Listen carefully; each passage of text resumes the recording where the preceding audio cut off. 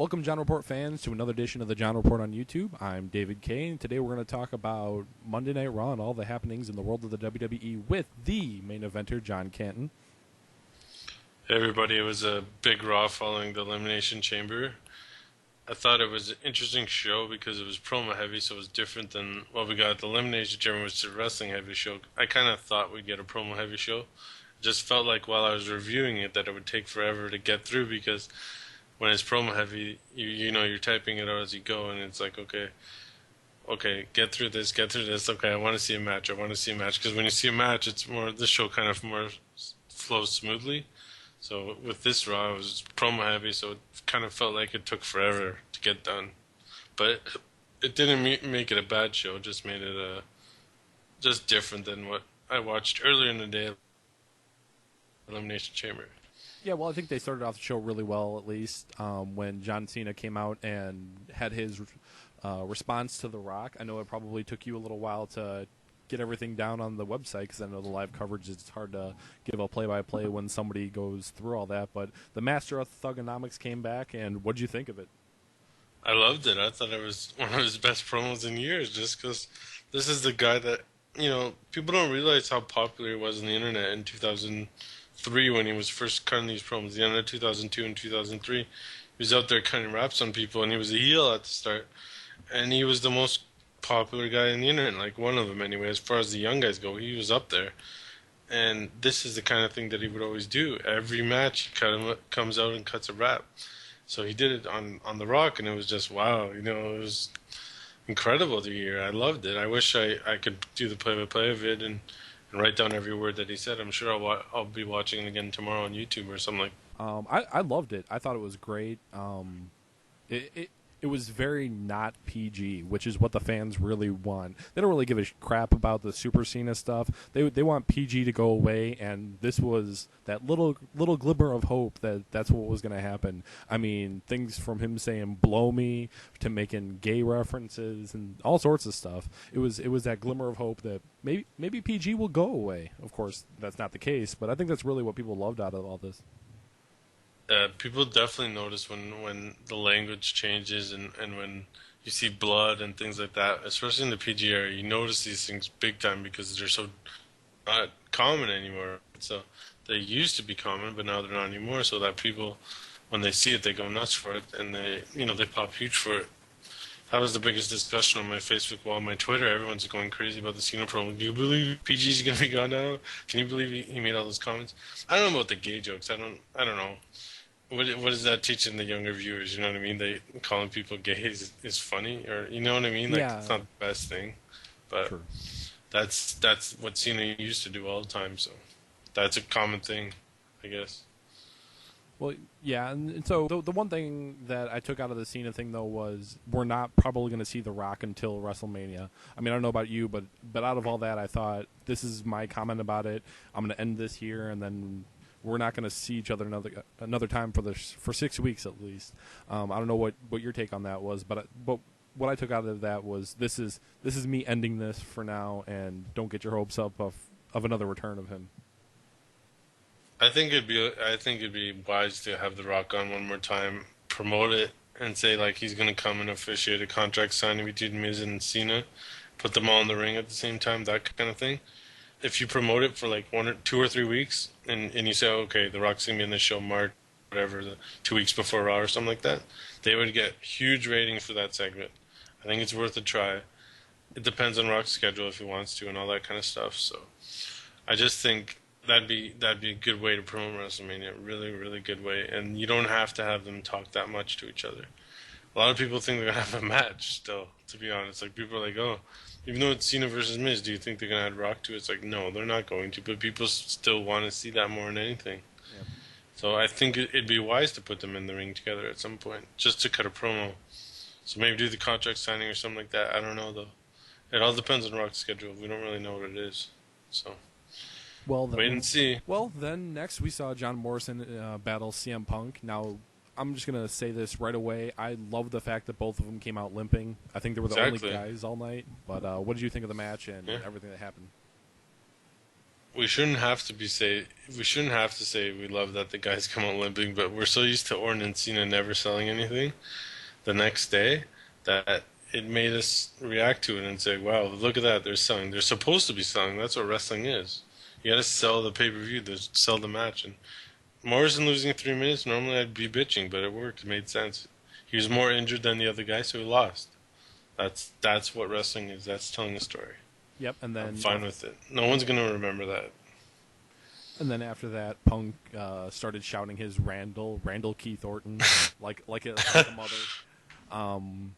Randall, I loved it. Saying that he gave Nexus the night off and everything. And then there even they though show that wasn't up, the case, they showed up anyways. But like what'd I've you been think of that saying, segment? I think Orton's perfect opponent in WWE is CM Punk because he's the kind of psychological heel that Orton would feed off of because Orton's a psychological babyface that doesn't need to talk much. People just want to see Punk get shut up, so hit the RKO, people go crazy. It's going to be perfect at WrestleMania. It's going to be Orton's best feud ever, other than the Cactus Jack one. I just want to make sure. But between now and WrestleMania, I do not want to see CM Punk get an RKO ever. Yeah. I don't Save want to it see for one. Mania. Exactly, save it. So I love that they didn't have that happen tonight, that it was a near miss, but I want that the entire way there, and I'm praying to God we get that, where not a single time does he actually get him. I want him to get this Nexus member, I want him to get this Nexus member, but I do not want him to get hit with it. Exactly. Build the spot. That's what wrestling is. That's a WrestleMania moment right there. Yep. Do it on the floor, do it off the top rope, something like that. Make it memorable. Yep. Well, next we saw a little segment with Alberto Del Rio. Kind of a weird thing. I don't know if he was coming out for a match exactly, what was going on with that, but what did you think of the segment and how it turned out? Well, I think it's like you said when we did our Del Rio YouTube audio clip, when you mentioned how they put over that finisher really well, they put that finisher over really well in this segment. Yeah. And I loved it, so great, thumbs up. Yeah, I love that. You know, he just kept going at it because that's what a heel does. That's what a bad guy does. You know, and then he just kept going it, and then like you said, you know, what did it end with? It ended with him winking at him, and it was perfect. It was awesome, and I loved every second of it. I can't wait until this guy gets in the ring and is holding the belt over after putting the move on somebody. Once he puts it on Edge at WrestleMania, the crowd's gonna go nuts because they're gonna say he took out Ray, he took out Christian, he took out Kofi, and that's how you build a finishing move. Yep. Simple. Yep. And then next we saw The Miz on stage. Now he kind of cut a similar promo to Cena earlier, but I didn't like it. Miz now compared to Cena then from back then, obviously you can see that. I mean, this is the difference between PG and non-PG. This is a PG version of coming back at The Rock. I mean, that's really what I took out of it. Is that it wasn't very good. He wasn't ever in that era where you could say whatever you want. So he was kind of held back, and it came off very, I don't like you.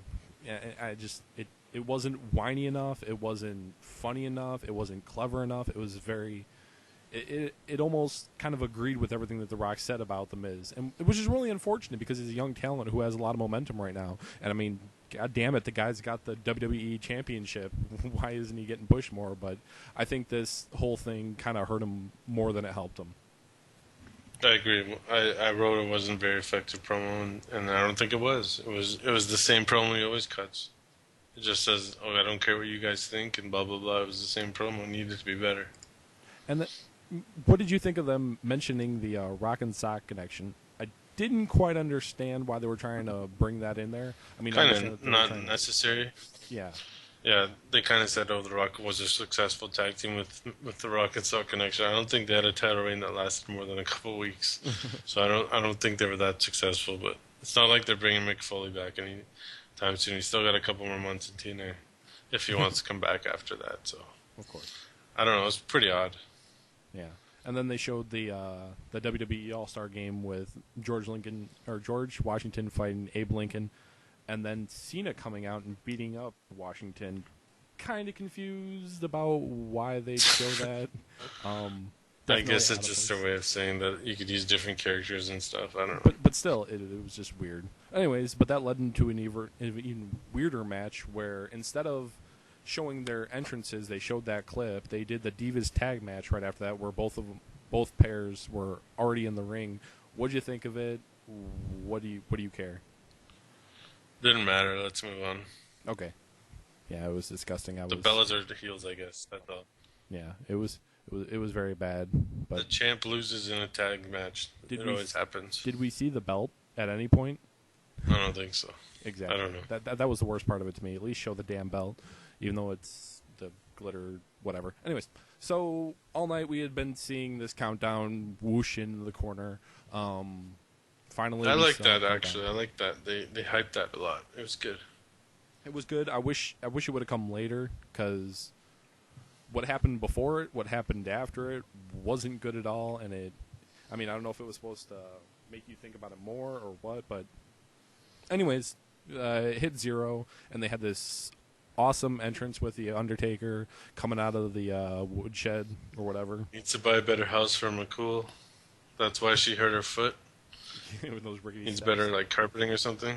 Yeah, I guess. But Undertaker hits the ring. Looks kind of sick, to be honest with you. Does his patented hat take off, eyes rolled back thing, and as soon as he looks up, then we hit games music.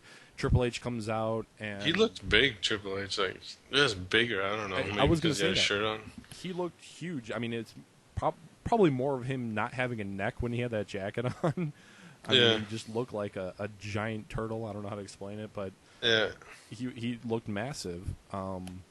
What did you think about this? Because obviously it was a pretty momentous occasion.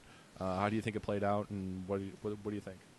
I think we knew it was coming because of all the Triple H Undertaker rumors that were out there. So it didn't really shock me, but I thought it was well done. There was no talking. The announcers didn't talk at all, and when they went in the ring, they just kind of stared. And Triple H, after staring at him in the eye, he just kind of peeks up to the WrestleMania sign.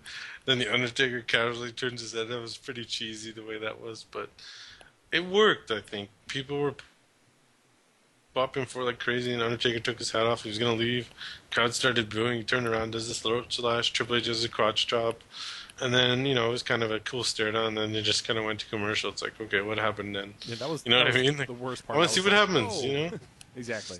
And then they came back, and then Cole said his comment, "Oh, the Undertaker gave the throat slash. Is that what Triple H is going to do?" And then Triple H did this. Is that what the Undertaker's going to do? I'm like, the Undertaker's going to suck it? I don't know. Whatever. Yeah. It was kind of an awkward moment for me. But they did have a WrestleMania match at WrestleMania 17 that was really good, but they haven't really wrestled much since then, so there's a lot of freshness to it. I don't know if Hunter's going to put his career on the line. Even if he doesn't, it's still a big match, and I don't mind it. Yeah. If anything, as long as he doesn't beat him, it just puts the streak over more for somebody to benefit from it later, whether it's the Undertaker keeping it or some young guy beating him for it. It'll help everything because Triple H is a name, and Undertaker, like I've said in my post before, hasn't beat a whole lot of names. I mean, Mark Henry doesn't count as a name anymore, unfortunately. So just to put another name on that list would really help it. That's true, yeah. It was good. I thought, you can't expect too much when they're not talking. It was about 7 or 8 minute segment, but it was pretty solid, and I'm sure we'll get 5 more weeks of hype for it. So it's plenty of time to do the talking. Yep. I'm sure that the people are going to be complaining, and I did a little bit, that the next segment had Sheamus come out, and they don't even mention that he's the one that took Triple H last spring. It's almost been a whole year, and they don't even mention it. Or that, you know what I mean? Or that he was buried alive and all that stuff. By Kane and buried in the old Nexus. Yeah. But I guess we're not allowed to remember things. Nope, remembering's for suckers. Selective memory, WWE viewers. Yep. Got the attention span of a fruit fly.